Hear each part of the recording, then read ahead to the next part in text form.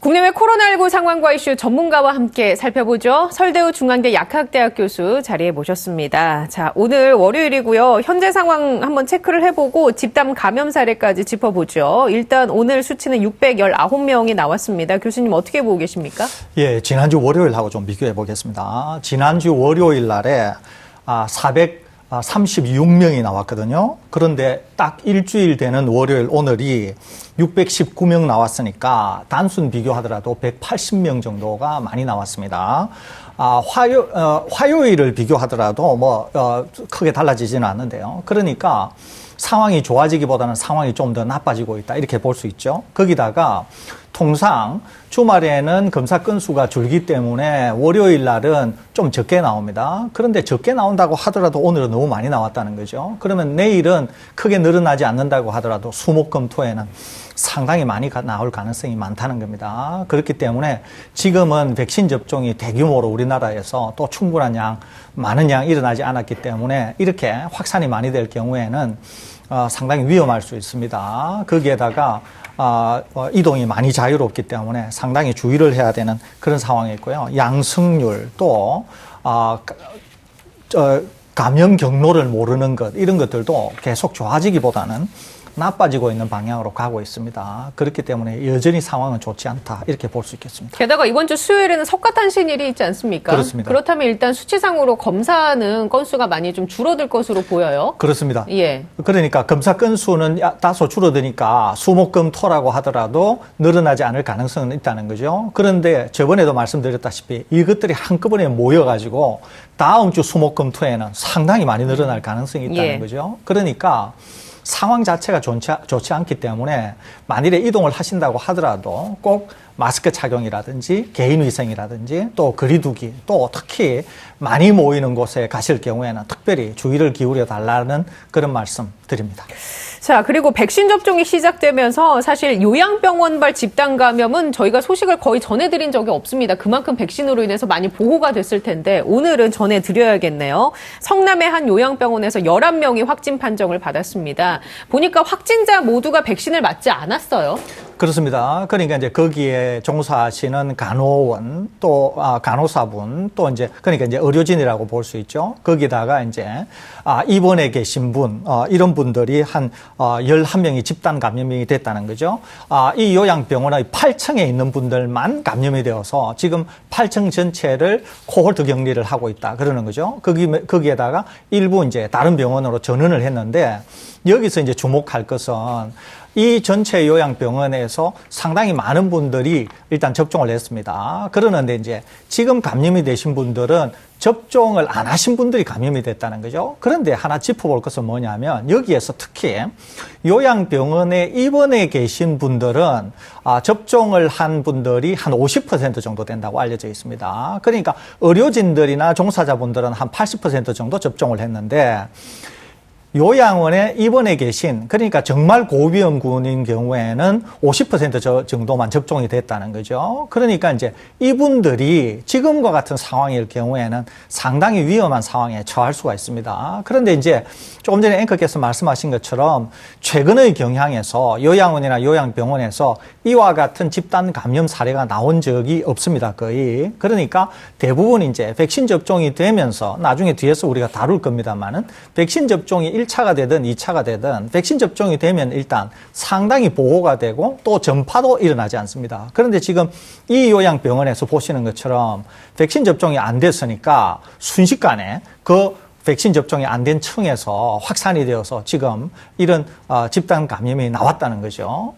여러 번 말씀드리는데, 고위험군, 특히 요양병원에 지병을 갖고 입원하고 계신 이런 분들은 감염이 될 경우에는 상당히 위중증으로 가게 되면서 관리가 잘 안 될 경우에는 사망에도 이를 수 있습니다. 그러니까 실제로 백신 접종이 얼마나 중요한가 하는 것을 이 사례를 통해서도 우리가 알 수 있다, 이렇게 볼 수 있겠습니다. 추가로 혹시 보호자분들께 해드리고 싶은 말씀은 없으십니까?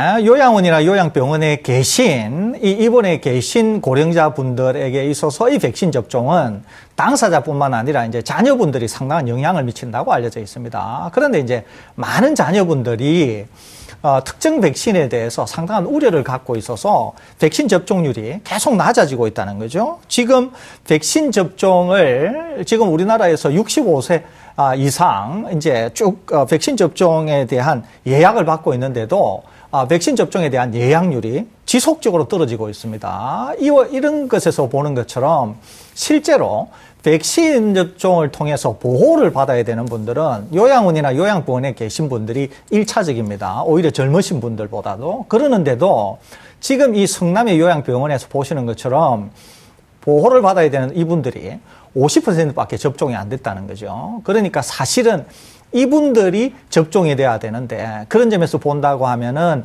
자녀분들, 보호자분들께서 적극적으로 당신들의 부모님들이 백신 접종이 되어야 위험한 상황을 피할 수 있기 때문에 그런 점에서 적극적으로 백신 접종에 임해달라는 말씀드립니다. 예. 거기에다가 이제 예약자들을 지금 받고 있지 않습니까? 아스트라제네카 백신이 대거 풀리면서 혹시라도 이 기기 사용이 익숙치 않은 부모님들을 위해서 자녀분들이 대리 예약도 가능하다고 하니까 뭐 요양병원에 계신 분들은 물론이고 일반 사회에 계시는 고령자분을 둔 자녀분들께서는 좀 도움을 주시는 게 좋지 않을까 생각이 듭니다.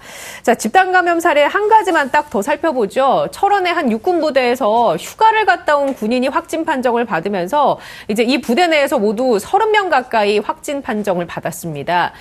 저희가 지난주에 소식을 전해드린 것 같은데 중소대 단위로 단체 휴가를 갔다가 단체로 복귀하는 그 제도를 지금 시행을 하고 있지 않습니까? 어떨까요? 이런 경우는 만약에 한 명이 바이러스에 감염된 상태로 돌아왔을 때 그 같이 휴가 나갔던 사람이 한 곳에 모이게 되잖아요. 그러면은 그냥 멀쩡했던 사람도 또 바이러스 감염이 되진 않을까 걱정이 돼서요. 그런데 이제 이게 기존의 휴가 시스템하고 그다음에 이제 앵커께서 방금 말씀하신 중소대에서 좀 비교적 큰 예. 그러니까 소대별로 이제 휴가를 갔다 오는 거하고 서로 간에 좀 장단점이 있습니다. 예를 들면 기존의 휴가 시스템은 지금 우리가 보고 있는 집단 감염처럼 한 명이 휴가를 갔다 와서 이 병사가 만일에 감염이 되었을 경우에는 이제 소대원에 이제 집단 감염을 이제 유발시킬 수 있다는 거죠. 그런데 이제 각 곳에서 각 병사들이 휴가를 갔다 올 경우에는 점점이 이제 확산이 일어날 수 있다는 거죠. 그러는데 이제 오히려 또 단체로 휴가를 갔다가 올 경우에 그 중에 한 명이 감염이 되었을 경우에는 단체가 복귀를 한 다음에 거기에서 격리하는 동안에 이제 거기 내에서 전파가 일어날 수 있다는 거죠. 그러니까 이제 기존의 시스템은 이제 들어왔을 때 점점이 퍼져서 실제로 통제가 좀 어려울 수가 있고 두 번째 거는 이제 전체가 들어와서 한 명일 경우에는 격리되고 있는 전체로 좀 옮겨서 통째로 커질 수 있다고 하는 이제 이런 차이는 있습니다. 그런데 이제 제가 생각할 때는 전자, 그러니까 점점이 되었을 경우에는 실제로 확산 범위가 너무 넓어져서 통제를 하거나 또는 역학조사를 하기가 쉽지 않은 단점이 좀 있습니다. 그런데 이제 후자인 경우에는 한 명이 다소에게 격리 기간 중에 확산을 시킨다고 하더라도 첫째 젊은 분들이기 때문에 중증으로 빠지기는 어렵다고 하는 점.